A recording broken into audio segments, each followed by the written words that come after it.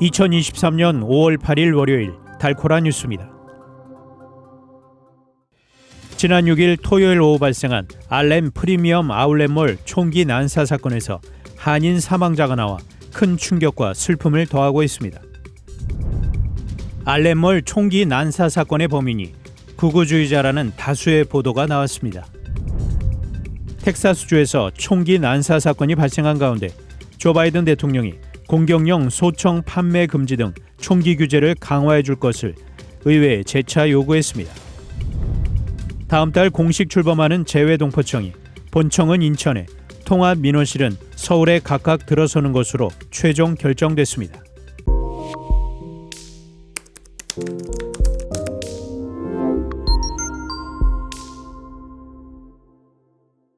지난 6일 토요일 오후 발생한 알렘 프리미엄 아울렛몰 총기 난사 사건에서 한인 사망자가 나와 큰 충격과 슬픔을 더하고 있습니다.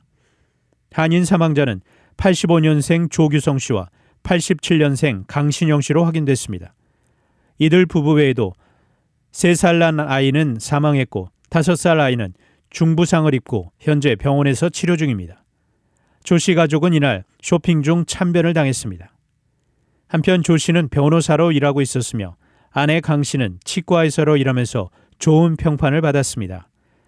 한인 커뮤니티는 이번 사건으로 큰 충격과 슬픔에 휩싸인 상태입니다. 이번 알렘몰 총기 난사 사건으로 총 8명이 사망하고 7명이 크고 작은 부상을 입었습니다. 다만 3명의 부상자들의 상태가 위독해 추후 사망자가 늘어날 가능성도 있습니다.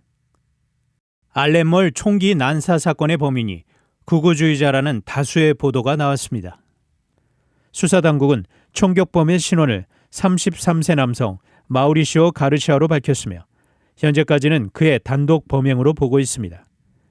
경찰은 가르시아가 사살된 뒤 현장에서 AR-15 스타일의 소총과 권총 등 다수의 무기를 발견했습니다. 또한 아직 정확한 범행 동기는 밝혀지지 않았으나 가르시아가 극우주의와 인종주의에 경도된 상태였다는 정황이 점차 드러나고 있습니다. AP통신은 수사당국이 그가 소셜미디어에서 백인 우월주의자와 신나치주의자의 견해에 관심을 표명한 게시물들을 검토하고 있다고 보도했습니다.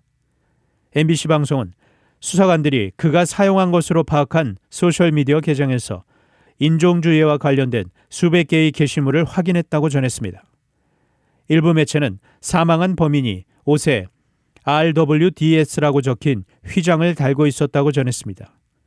이 문구는 Right Wing Death Squad의 약칭으로 최근 극우 극단주의자들과 백인 우월주의자들 사이에서 인기 있는 문구로 알려졌습니다.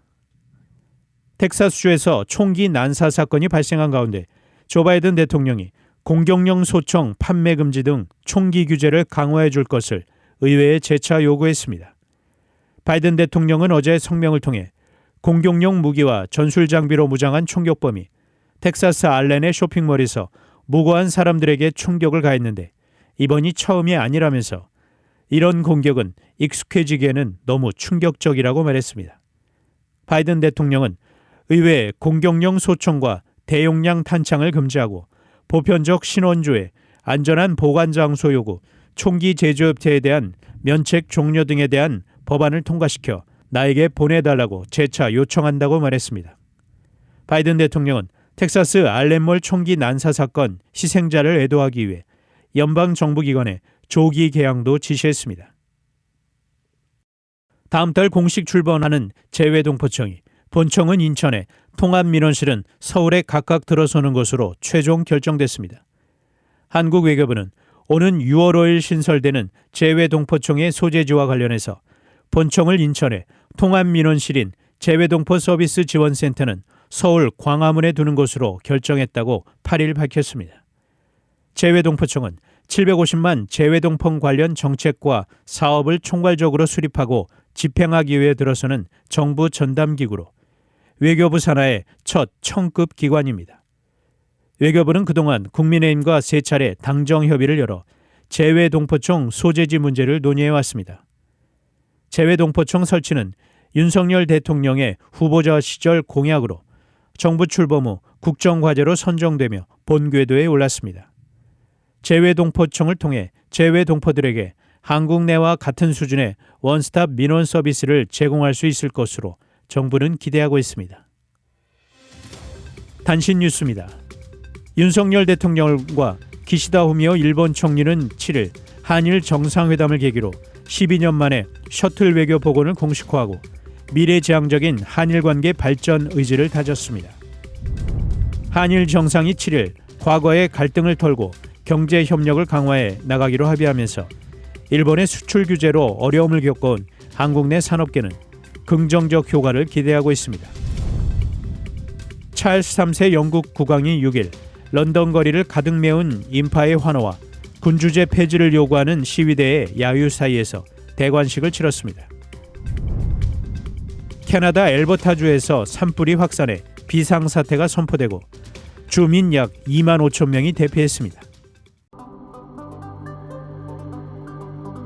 지금까지 5월 8일 월요일 달코라 뉴스 최은준이었습니다.